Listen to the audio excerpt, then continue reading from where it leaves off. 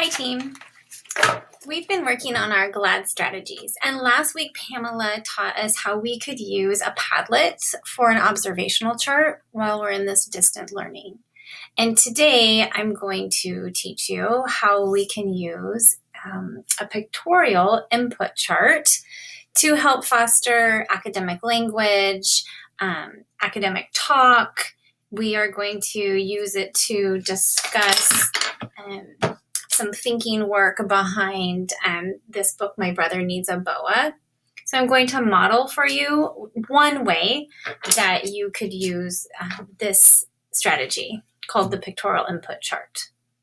So before we begin, this strategy can be used as a small document like this, and then you could just take a screenshot and you could email it to your students. We were discussing as a staff this morning some different ways that some visuals could be utilized by students at their own leisure when they need them.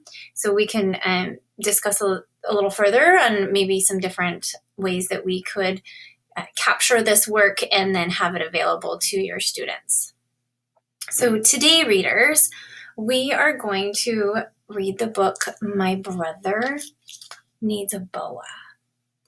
And I was kind of thinking, I don't know a lot about boa constrictors. And so I started to do a little bit of research. So teachers, you would have this pre-written like this, and then you would go through and you would actually write it out in front of your students. The reasoning behind this is for brain imprinting. So as you're doing the thinking, you're thinking aloud, you're writing it, you know your students very well, and you know if there's a group of students that are working on some sort of spelling pattern, you could highlight that as you go. You're going to be able to make connections to prior learning, and you also can do a little front loading for some upcoming learning, maybe in a different content area. And that's the reason that you would already have this prepared. So you can do some of that thinking prior and then write it out with the students to actually promote the brain imprinting.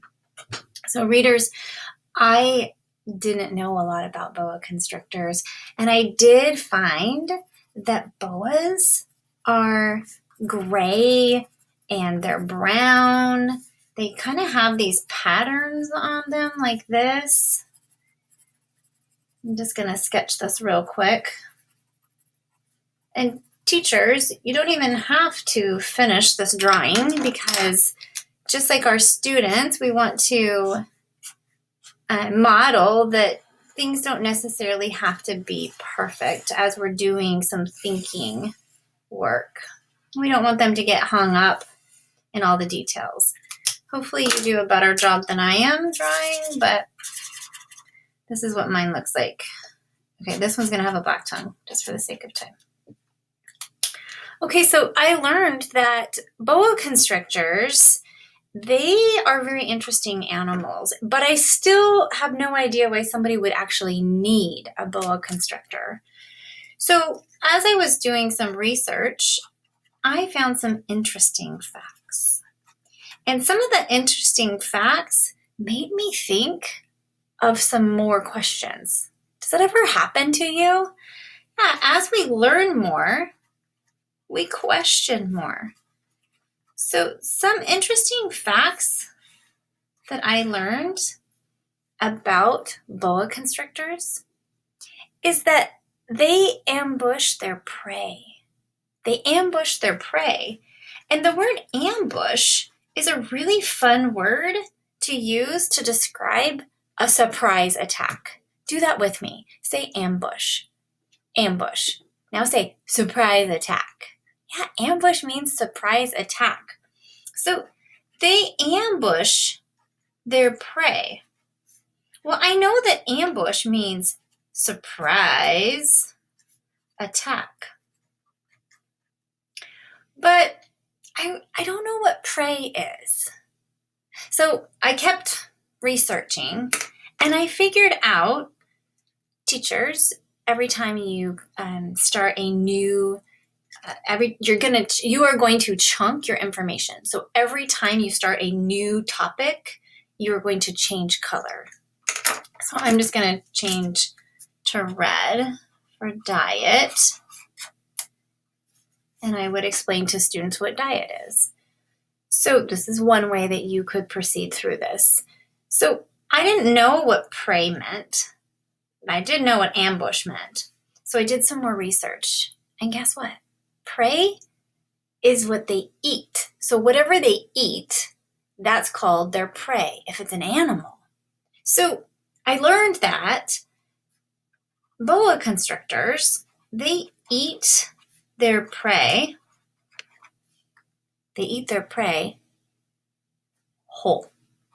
So boa constrictors ambush an animal and then they eat it whole. And we call that their prey. The food that they eat is called prey. Say prey. Prey. Yeah, it's what they eat. Oh my gosh. So then, of course, I was wondering, well, what do they eat? I found out that they eat pigs. They eat birds. They eat monkeys. Monkeys. They eat rats. Oh my gosh. I realized that boa constrictors only eat meat. I know that an animal that only eats meat is called a carnivore. So teachers, as students continue their work, since this is a living document in the classroom or in your virtual classroom, as you guys are learning more and talking more, the vocabulary grows. And so they can reference back to this. Oh yeah, oh my gosh. Wow, this animal's also a carnivore. So boa constrictors are carnivores. And this new topic, also carnivore. These are academic languages or academic vocabulary words that are going to come up many times. So I was kind of thinking, what in the world? They eat pigs? How does a snake eat a pig? Well, guess what? It's because they can ambush them. But I still just didn't really understand, how could a snake possibly ambush a pig? Like, wouldn't they see them coming? Pigs are pretty fast. Well, I learned that boa constrictors are camouflage. They're camouflage. Say camouflage. Yeah, camouflage. That means that they blend with their natural environment. Their natural environment. So, then I started thinking, well, what is their natural environment? Because here's the thing. We have pigs where we live, and we have birds where we live. We do not have monkeys.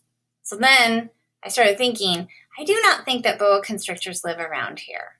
So of course, I had to do some more research. I had more questions. I wanted to know a little bit about the boa constrictor's habitat. Say habitat. Yeah, habitat. Habitat is their home. Where does a boa constrictor live? And teachers, this is going to lend itself to background knowledge for talking about story structure of setting. What can we infer about this story based on the setting?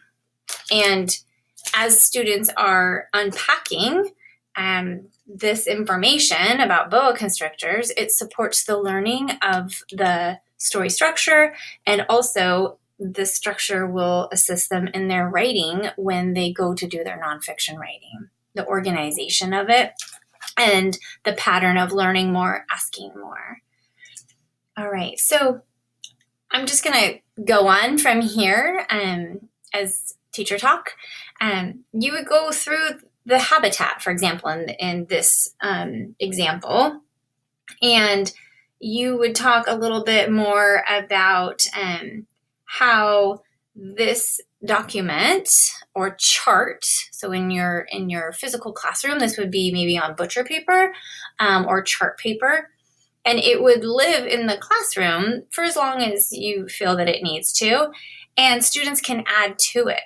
So you saw me use the word carnivore. Maybe you would not choose to give it to them. Maybe that would be something you would leave off. And then the students, as they learn it, they can add like, oh, wow, we know that boa constrictors are carnivores because the only thing that they eat is meat. Or you can have a question about maybe, if they eat their prey whole and they're camouflaged, like, we're still wondering, how do they catch their prey? Really using that academic language or content area language, lots and lots, right? And referring back to it. So I have a question, like, are they nocturnal? They're not, by the way. I learned that they are cruciferous. I forget how to say it, but they're not nocturnal. They're very busy in dawn and dusk. So that they can put questions on there and then refer back to them. You can talk about adaptations, right? Because that's a word that comes up in many content areas, not just when we're talking about boa constrictors, obviously. So a couple things that are important to remember when using a pictorial input chart. It is to support academic language. So if they can think it and speak it, they can write it. So really promoting academic language. The brain imprinting process is doing it with them. It's a living document, meaning that you can add and subtract things and it can grow into something else to serve the needs of the students that you have.